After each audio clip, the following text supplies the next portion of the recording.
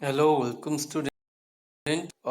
Today we are going to discuss about coordination number and charge number and Werner theory, right? So चलो start करेंगे. The terms used in coordination chemistry. So what is coordination chemistry? We have already discussed in last video, right? The following terms are used for describing coordination compounds, right? तो coordination compounds को describe करने के लिए जो जो terms हम use करेंगे तो वो हमें डिस्कस करना है आज, राइट? तो सबसे पहला क्या है? Coordination number. The coordination number is the number of ligands attached to the central ion. ठीक है. More specifically the number of donor atoms. ठीक है, समझ में आया क्या? कोऑर्डिनेशन नंबर मतलब जितने नंबर ऑफ लिगेंड्स आपके अटैच रहेंगे सेंट्रल एटम को, ठीक है, तो जितने नंबर ऑफ लिगेंड्स आपके अटैच है उतने नंबर ऑफ क्या है आपका कोऑर्डिनेशन नंबर होगा. Okay. Now the coordination numbers are normally between 2 and 9. ठीक है, तो जनरली क्या होता है हमारा कोऑर्डिनेशन नंबर 2 से लेकर 9 तक होता है. दैट मीन्स आपको इससे ये भी पता चलता है कि आपके नंबर ऑफ लिगेंड्स कितने अटैच हो सकते हैं, राइट? 2 से लेकर 9 तक आपके लिगेंड्स भी अटैच हो सकते हैं. Understood. So the number of bonds depends on the size, charge and electronic configuration of the metal ion and the ligands. ठीक है, समझ में आप लोगों को? हाँ, ये जो नंबर ऑफ बॉन्ड्स यानी कि जितने नंबर ऑफ लिगेंड्स अटैच हो सकते हैं वो किसके ऊपर डिपेंड होते हैं? एक तो हमारा साइज, ठीक है, मेटल आयन का, लिगेंड का साइज, चार्ज, कितना चार्ज है उसके ऊपर, right, and electronic configuration, right? क्योंकि हमें पता है कि एक बार ऑक्टेट कंप्लीट हो जाता है तो हम उसको क्या कहते हैं, जो भी आपका लिगेंड है या मेटल आयन है, राइट, उसके साथ में कोई भी रिएक्शन नहीं होने वाला है. अंडरस्टूड. तो उसके लिए इलेक्ट्रॉनिक कॉन्फ़िगरेशन का नॉलेज होना बहुत जरूरी है. सो द कोऑर्डिनेशन स्फीयर, ठीक है, ये हमारा जो सेकंड टर्म है जो हम लोग यूज करेंगे कोऑर्डिनेशन कंपाउंड को एक्सप्लेन करने के लिए. तो कोऑर्डिनेशन स्फीयर क्या है exactly? The coordination sphere consist of central atom और ion and the ligands attach to it. ठीक है, समझ में आप लोगों को क्या? कोऑर्डिनेशन स्फीयर क्या है? एक सेंट्रल एटम है या सेंट्रल आयन है, ठीक है, और जो लिगेंड्स है ये दोनों अटैच हो रहे हैं, राइट? तो ये टोटल मिला के क्या कोऑर्डिनेशन स्फीयर बनेगा आपको. And the ionizable group called counter ions are written outside the bracket. ठीक है, अगर समझो आपका कॉम्प्लेक्स फॉर्म हो रहा है, राइट, तो कॉम्प्लेक्स फॉर्म होगा तो क्या होगा? आपका जो आयोनाइजेबल ग्रुप है, राइट, जैसे कि इन्होंने यहाँ पे बोला है हम उसे काउंटर आयन भी बोलेंगे, राइट? तो वो कहाँ लिखा जाएगा? हमारा ब्रैकेट के बाहर. फॉर एग्जाम्पल यहाँ पे लिखा है in the complex K4FeCN6, right? तो अभी यहाँ पे FeCN6 क्या है? यहाँ पे आपका एक आयन है, राइट, और उसमें आपका जो पोटेशियम है ये काउंटर आयन है. अंडरस्टूड, समझ में आप लोगों को? तो ये दोनों मिला के आपका कोऑर्डिनेशन स्फीयर बनेगा. अंडरस्टूड, समझ में आप लोगों को? Now the charge number of complex ion and oxidation state of metal ion. ठीक है, चार्ज नंबर क्या अभी कितना चार्ज है कॉम्प्लेक्स के ऊपर, right? So the net charge residing on the complex ion is it's charge number. ठीक है, आपके पास जो कॉम्प्लेक्स आयन है, राइट, तो उसके ऊपर जो नेट चार्ज होगा वही आपका चार्ज नंबर रहेगा, right? It is an algebraic sum of the charges carried by the metal ion and the ligands. ठीक है, तो अभी ऑब्वियसली आपका जो कॉम्प्लेक्स है कोऑर्डिनेशन कॉम्प्लेक्स या कोऑर्डिनेशन कंपाउंड्स, राइट, तो ये किससे बनने वाला है हमें ये तो पता है बेसिक क्या, कि एक सेंट्रल मेटल आयन होगा या एटम होगा, राइट, और जो सेंट्रल मेटल है उससे लिगेंड्स आपके अटैच्ड होंगे और आपका कोऑर्डिनेशन कंपाउंड तैयार होगा, राइट? तो ये दोनों भी मेटल आयन और लिगेंड्स, ठीक है, दोनों के ऊपर के जो चार्जेस रहेंगे हम दोनों को ऐड अप करेंगे, राइट, और दोनों का सम करने के बाद जो भी हमें चार्ज मिलेगा वो आपका क्या रहेगा? चार्ज नंबर उस कॉम्प्लेक्स के लिए. Okay, understood. So the charge carried by the metal ion is its oxidation state. ठीक है, और जो भी चार्ज रहेगा वो वही हमें क्या बताएगा? Oxidation state. अंडरस्टूड। उस कॉम्प्लेक्स का ऑक्सीडेशन स्टेट कितना है वो हम लोग चार्ज नंबर से पता कर सकते हैं। अंडरस्टूड। सो द कॉम्प्लेक्स, ये एग्जांपल, ये द कॉम्प्लेक्स Fe6, राइट। अभी यहाँ पे आप ऊपर देख सकते हो 4 माइनस है, राइट। तो यहाँ पे चार्ज नंबर क्या हो जाएगा, अभी -4 हो जाएगा, right. So has the charge number of -4 and it can utilize the to calculate OS of द Fe। ओके, अभी OS हम लोग को फाइंड आउट करने के लिए एकदम इजी हो जाएगा, राइट। जितना चार्ज नंबर है अभी हमको मालूम पड़ गया, तो ओएस यूज करके हम लोग क्या कर लेंगे, फाइंड आउट कर सकते हैं, right. So now OS of Fe plus charge of ligands, ठीक है। अभी आपका ओएस क्या है आपका, वो हमें फाइंड आउट करना है, ठीक है। बट हमें चार्ज नंबर ऑफ कॉम्प्लेक्स पता है -4 है, right. So plus charge of ligands, right. तो यहाँ पे अभी आप देख सकते हो, आपका OS ऑफ Fe कितना है ये हमें फाइंड आउट करना है। चार्ज ऑफ कॉम्प्लेक्स -4 है, राइट। तो यहाँ पे हम -4 लिखेंगे, यस।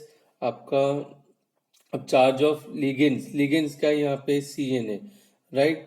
तो Cn 6 है, तो हम लोग क्या करेंगे, 6 लिगेंड्स है तो पहले 6 लिखेंगे, राइट। और यहाँ पे ऊपर क्या है, -1, तो 6 into -1 that will be -6, right. तो अब ये -6 को अगर हम, ये क्या हो जाएगा, -4, अभी -4 equals to OS of Fe plus 6 into -1, right. तो ये भी -6 हो जाएगा यहाँ पे। तो -4 equals to OS of Fe plus -6, तो अभी ये माइनस इंटू प्लस माइनस हो जाएगा। बट अब यहाँ पे हमको ये फाइंड आउट करना है ना OS ऑफ Fe, तो ये जो टर्म है हम इसको लेफ्ट हैंड साइड लेके जाएंगे, राइट। तो ये यहाँ पे आ जाएगा, तो क्या होगा, OS of Fe equals to -4 plus 6, ठीक है। तो -4 प्लस 6 कितना होता है आपका, +2 होता है, अंडरस्टूड। तो यहाँ पे आपका OS ऑफ Fe कितना हो गया, +2, अंडरस्टूड, समझ में आप लोगों को। Now double salt and coordination complex, ठीक है। तो अभी यहाँ पे डबल सॉल्ट एक नया कंसेप्ट है आप लोगों के लिए, राइट। आपने सॉल्ट पढ़ा था अभी तक। तो डबल सॉल्ट क्या होता है, कोऑर्डिनेशन कॉम्प्लेक्स क्या होता है, अभी हम डिस्कस करेंगे, राइट। चलो, now the combination of two और more stable compounds in stoichiometric ratio can give two types of substances, namely double salt and coordination complexes, ठीक है।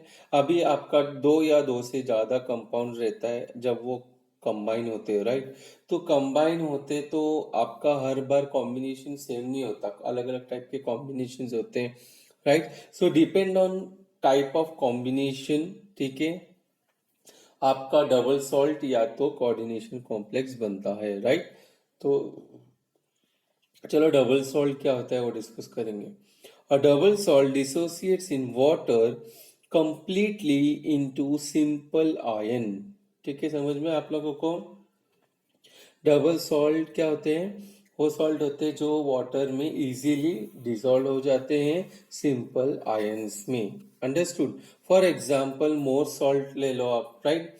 मोर सॉल्ट क्या है आपका, ये इसका मॉलिक्यूलर फॉर्मूला यहाँ पे लिखा है, FeSO4 NH4 sulphate SO4 and 6 moles of water, right. तो अगर हम इसको डिसोसिएट करेंगे वाटर में, तो हमें क्या मिलेगा, फेरिक आयन मिलेगा, अमोनियम आयन मिलेगा, सल्फेट आयन मिलेगा, ठीक है। तो अब ये इजीली क्या हो गया है, आयन में डिसोसिएट हो चुका है, राइट। तो ऐसे ही सेकेंड एग्जाम्पल भी दिया है आपको, राइट। तो आपको एज इट इज लिखना है एग्जाम में। सेकेंड एग्जाम्पल क्या है, कार्नेलाइट, राइट। इसका मॉलिक्यूलर फॉर्मूला लिखोगे आप, KCl MgCl2 and 6 moles of water, right.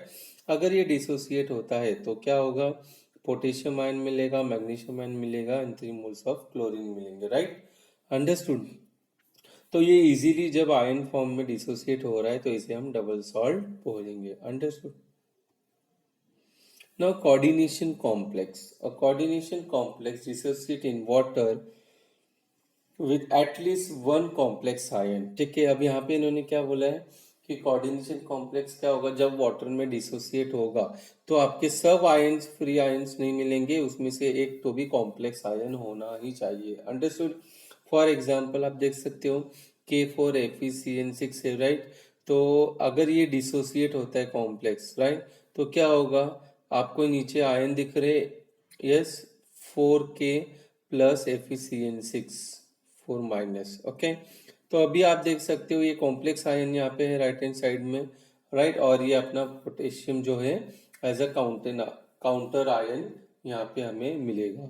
Understood. तो अगर आपका कहने का मतलब क्या है, अगर आपको कॉम्प्लेक्स आयन मिल रहा है, राइट, डिसोसिएट होने के बाद, तो उसे हम कोऑर्डिनेशन कॉम्प्लेक्स बोलेंगे।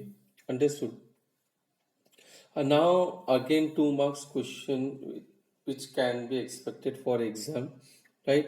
Coordination compound and double salt, right? तो देखते फर्स्ट पॉइंट क्या है। Coordination compound contains a central metal atom और ion surrounded by number of oppositely charged ions और न्यूट्रल मॉलिक्यूल्स। ठीक है, ये हमने डेफिनेशन में देखा था लास्ट वीडियो में, है ना। सेम डेफिनेशन लिखना है आपको, राइट।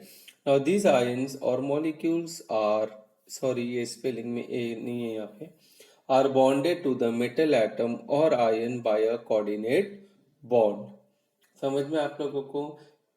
एंड डबल सॉल्ट क्या है, when two salts in stoichiometric ratio are crystallized together from their saturated solution they are called double salt। Again ये डबल सॉल्ट का डेफिनेशन है जो हमने इधर नहीं देखा है, but again it is a definition which you can get from anywhere, right. So now second point example का है। यहाँ पे आप देख सकते हो हमने कॉम्प्लेक्स लिख दिया है, कोऑर्डिनेशन कॉम्प्लेक्स K4FeCN6, राइट। और यहाँ पे आपने डबल सॉल्ट में क्या लिख दिया है, मोर सॉल्ट का एग्जाम्पल, राइट। तो अभी यहाँ पे आप थर्ड पॉइंट लिख सकते हो कोऑर्डिनेशन कंपाउंड के लिए, they do not dissociate into simple ions when dissolve in water. ठीक है, वेयर एज डबल सॉल्ट में क्या लिख सकते हो, they dissociate into simple ions when dissolve in water. समझ में आप लोगों को।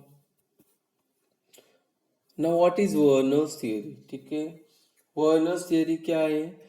In 1823, Werner put forth this theory to describe the structure and formation of complex compounds or coordination compounds। ठीक है, तो अभी ये जो साइंटिस्ट थे वर्नर, राइट, 1823 में इन्होंने इनको स्टडी करना था, कोऑर्डिनेशन कंपाउंड्स या कॉम्प्लेक्स कंपाउंड्स। ठीक है, तो इनका फॉर्मेशन कैसे होता है, इनके स्ट्रक्चर कैसे होते हैं, तो वो स्टडी करना था उन्हें, तो इसलिए उस थियरी का नाम वर्नर्स थियरी पड़ गया, राइट।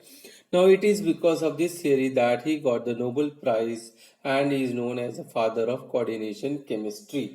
ठीक है, समझ में आप लोगों को। तो इसके लिए उनको नोबेल प्राइज भी मिला है और उन्हें फादर भी बोलते हैं कोऑर्डिनेशन केमिस्ट्री का, राइट। नाउ पोस्टुलेट ऑफ वर्नरी थ्योरी। अभी हमें पता है डायरेक्टली पोस्टुलेट क्यों पूछा गया है, क्योंकि हमने ऑलरेडी देख लिया कि वर्नर थ्योरी क्या थी, राइट। तो उस थियोरी में उन्होंने बहुत सारे एक्सपेरिमेंट्स किए थे and based on that experiments they have given some postulates, okay. तो इसलिए डायरेक्टली पोस्टुलेट्स दिया उन्होंने। चलो पोस्टुलेट्स डिस्कस करेंगे। The first postulate, the central metal atom in the coordination compound exhibits two type of valency, namely primary and secondary linkage और valencies. ठीक है, अब इन्होंने यहाँ पे क्या समझाया कि आपके जो कोऑर्डिनेशन कंपाउंड होते हैं, ठीक है। अब कोऑर्डिनेशन कंपाउंड मतलब सबसे पहले आपके दिमाग में आना चाहिए क्या, सेंट्रल मेटल एटम और लिगेंड्स, राइट। आया समझ में। तो अब इन्होंने यहाँ पे क्या कहा है, जो आपका सेंट्रल मेटल एटम होता है, राइट, तो उसमें टू टाइप्स की वैलेंसी होती है, एक प्राइमरी और एक सेकेंडरी, राइट। तो टू टाइप की वैलेंसी देखने मिलेंगी हमें, जिसे हम लिंकेज भी बोल सकते हैं, right. Primary linkage and secondary linkage. तो primary linkages are ionizable and are satisfied by negative ions। ठीक है, अब ये प्राइमरी लिंकेज क्या होते हैं, जो कि नेगेटिव आयन से सेटिस्फाई हो जाते हैं and they can be ionisable, okay.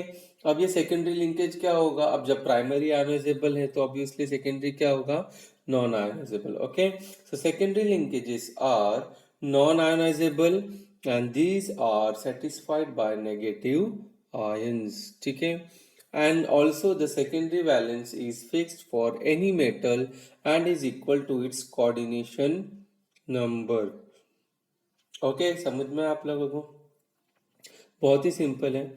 Now the ions bounded by the secondary linkages to the metal exhibit characteristic spatial arrangement corresponding to different coordination number. समझ में आया क्या बोला इन्होंने यहाँ पे? ये जो आपके आयंस बाउंड होते हैं सेकेंडरी लिंकेज पे, राइट? तो जो मेटल होता है उसके पास कैरेक्टरिस्टिक्स होते हैं, ठीक है? कैसे कैरेक्टरिस्टिक्स होते हैं? जो कि क्या कर सकता है, स्पेशल अरेंजमेंट कर सकता है, राइट? किसके लिए? जो भी लेगेंड्स आएंगे उनके लिए, but according to their coordination numbers, ठीक है?